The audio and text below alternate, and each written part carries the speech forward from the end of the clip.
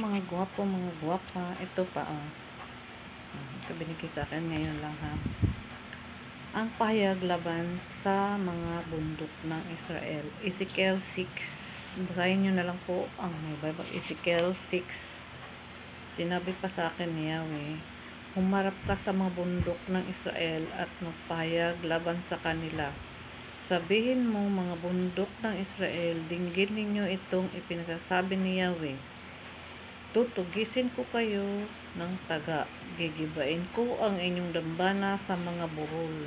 Gagawin kong puok ng lagim ang inyong mga altar. Gigibain ko ang dambana ninyong sunugan ng insenso. At papatayin ko kayo sa harap ng inyong mga Diyos-Diyusan. Ang mga patay na Israelita ay ibubuhos ko sa harapan ng inyong mga Diyos-Diyusan. At ikakalat ko sa inyong altar ang mga buto ninyo. Saan man kayo magtayo ng bayan, ito'y gigibain ko. Wawasakin ko ang inyong dambana sa mataas na dako. Dudurugin ko ang inyong mga Diyos-Diyusan. Ibabagsak ang inyong mga dambanang sunugan ng insenso at ipagtatapon ang inyong mga ginagawa. Maraming mamamatay sa inyo. Sa gayon, makikilala ninyong ako si Yahweh. May ilan akong ititira sa inyo ngunit mangangalat sila sa iba't ibang panig ng daigdig at mabibihag ng ibang bansa. Kapag sila'y naroon na sa dakong pagdadalhan sa kanila, maalala nila kung gaano kalaki ang pagdaramdam ko dahil sa pagtalikod nila sa akin upang maglingkod sa mga Diyos-Diyusan.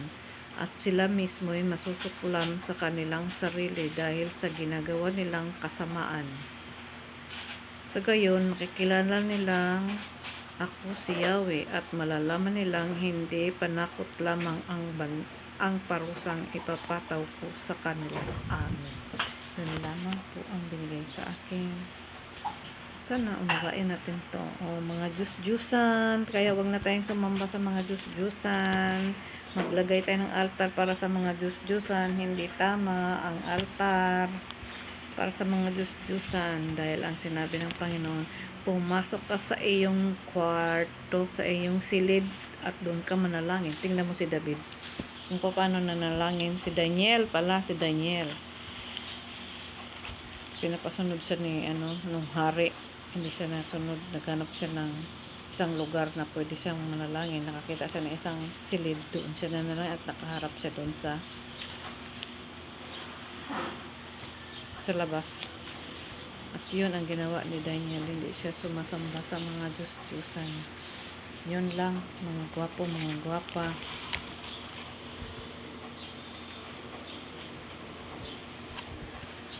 Kaya ang tinuro sa atin, manalangin, pumasok sa loob ng kwarto, pumasok sa loob ng, hindi yung nakaharap sa mga rebulto, sa mga picture, dahil nakasulat yan doon sa Exodo 20, yung 10 utos, nakasulat doon, walang ibang Diyos kundi ang Panginoon lamang. Ang Panginoong Diyos, walang iba, walang ibang sasambahin, walang rebulto, walang larawan sa lupa, sa langit, sa lupa, sa dagat, o saan man, sa himpapawid. Wala siyang inuutos na maglagay ng rebulto o ano, diba? Nandoon yun, katunayan yun, nandoon nakasulat yun sa Exodo. Kaya, ang puot na yung Yahweh, huwag nating pagalitin kasi hindi daw siya nagbibiro.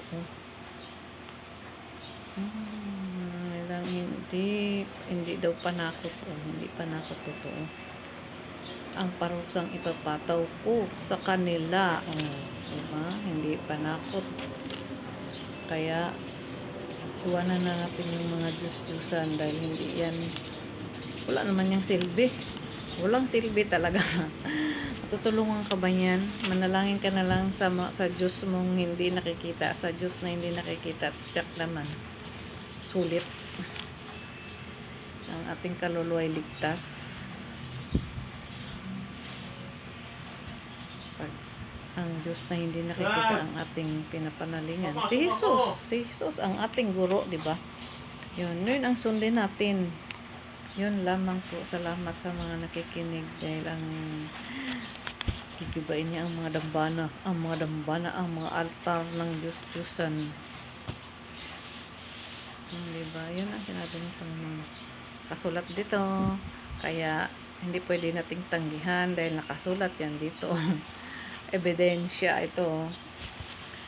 Kaya, lumayo na tayo sa mga estatwa, sa mga larawan.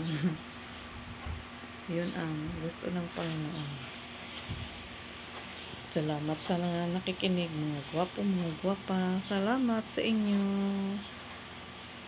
God bless everyone.